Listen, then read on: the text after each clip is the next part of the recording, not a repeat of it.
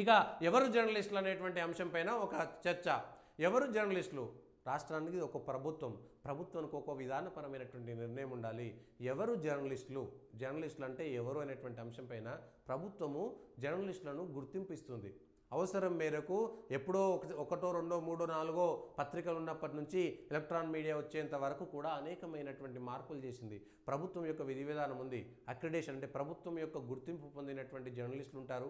10 ఏళ్ల పాటు వరుసగా అక్రిడేషన్ ఉన్నటువంటి వాళ్ళు ఆ తర్వాత ఏ సంస్థలో పనిచేయకపోయినా 10 ఏళ్ల తర్వాత వాళ్ళకు ఇండిపెండెంట్ జర్నలిస్ట్గా గుర్తింపిస్తారు. 10 ఏళ్ల అనుభవం పైన ఉన్నటువంటి వాళ్ళు, అంటే 10 ఏళ్ళు ఏ అక్రిడేషన్ లేకపోతే వాళ్ళకి ఇవ్వరు. మళ్ళీ ఆ తర్వాత గుర్తింపు పొందినటువంటి సంస్థల్లో పనిచేసినటువంటి ఉద్యోగులకు ఒక రకమైనటువంటిది ఉంటుంది. ప్రభుత్వం డైరెక్ట్గా జర్నలిస్టులకు ఇచ్చేటువంటి గుర్తింపు కార్డు ఒకటి, అది కాకుండా ప్రభుత్వం ద్వారా గుర్తింపు పొందినటువంటి సంస్థలు కొన్ని ఉంటాయి. ఎట్లయితే పత్రికలు వచ్చిన తర్వాత, లేకపోతే కేబుల్ మీడియా వచ్చిన తర్వాత, కేబుల్ ఛానల్స్ వచ్చిన తర్వాత, ఎలక్ట్రాన్ మీడియా వచ్చిన తర్వాత, శాటిలైట్ ఛానల్స్ వచ్చిన తర్వాత వాటికి ప్రభుత్వమే ఒక నియమాలు నిబంధనలు పెట్టింది. సినిమాలకు కూడా CBFC అనేటువంటి ఒక సర్టిఫికేట్ ఇస్తున్నది. వీటికి కూడా బ్రాడ్కాస్టింగ్ సంబంధించినటువంటి I&B మినిస్టరు సెంట్రల్లో కానీ, INPR మినిస్టరు తెలంగాణలో కానీ రాష్ట్రాల వారీగా ఉంటున్నాయి. దాంట్లో చర్చ జరగాలి కదా. దాంట్లో సంబంధించినటువంటి జర్నలిస్టులకు సంబంధించినటువంటి సంఘాలు, గుర్తింపు పొందినటువంటి సంఘాలు, సీనియర్ జర్నలిస్టులతో కలిసి ఒక రకమైనటువంటి విధి విధానాలు రూపొందించాల్సినటువంటి బాధ్యత ప్రభుత్వం మీద ఉంటుంది. జర్నలిస్టుల యొక్క నిబంధనలు అతిక్రమిస్తే ఏం చేయాలనేటువంటి చట్టం కూడా INPRలో ఉన్నది. ఆ చట్టం ప్రకారమే చేయండి. అయితే సోషల్ మీడియా, యూట్యూబ్లు అనేటువంటి వచ్చిన తర్వాత, డిజిటల్ మీడియా ప్లాట్ఫామ్లు వచ్చిన తర్వాత RNA గుర్తింపు పొందినటువంటి పత్రికలు వేరు, INPR I&B నుంచి శాటిలైట్ ఛానల్స్ గుర్తింపు పొందినవి వేరు, రాష్ట్ర ప్రభుత్వం గుర్తింపు పొందినటువంటివి వేరు. రాష్ట్ర ప్రభుత్వం దగ్గర ఎన్రోల్ అయినటువంటి పత్రికలు, చిన్న పత్రికలు, పెద్ద పత్రికలు ఉన్నప్పుడు చిన్న పత్రికలు కూడా ఉండేది. చిన్న పత్రికలకు పెద్ద పత్రికలకు అదే ఉండేది.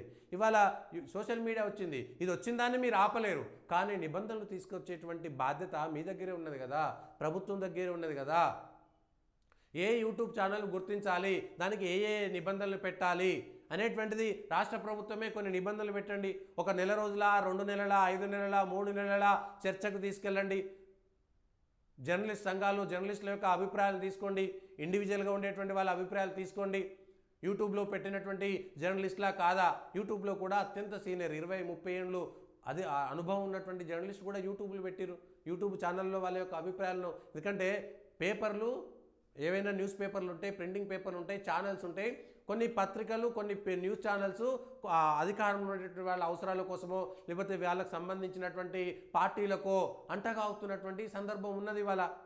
అంతేందుకు మీరు ఇవాళ మీడియా అకాడమీ చైర్మన్గా ఇచ్చినటువంటి వ్యక్తి కూడా విశాలాంధ్ర అనేటువంటి పత్రికలోనే ఎక్కువ కాలం పనిచేశారు. విశాలాంధ్ర అనేటువంటి పత్రిక కమ్యూనిస్టు పార్టీకి అది మానసపుత్రిక, కమ్యూనిస్టు పార్టీకి అది కరపత్రము, కమ్యూనిస్టు పార్టీ ఆఫీస్లోనే వాళ్ళది ఉంటుంది. నమస్తే తెలంగాణ, ఇవాళ టీ న్యూస్కు వాటికి సంబంధించినటువంటి ఆఫీసులన్నీ కూడా TRS పార్టీ ఆఫీసులో ఉంటాయి. ఈనాడు, ఆంధ్రజ్యోతి లాంటి పత్రికలన్నీ కూడా ఇవాళ టీడీపీ పార్టీకి జత కడతాయి, వాళ్ళకు వంత పాడుతుంటాయి. సాక్షి పత్రిక సహజంగా వైఎస్ఆర్సీపీకి మాత్రమే పనిచేస్తుంది అనేటువంటి అన్నీ ఓపెన్గా ఉన్నాయి కదా. మరి వాటన్నిటికీ గుర్తింపు ఉంది, అందులో పనిచేసేటువంటి జర్నలిస్టులకు అక్రిడేషన్ ఉంది. వాళ్ళు ఒక పార్టీకో ఒక ప్రభుత్వానికో వంత పాడితే తప్పులేదా?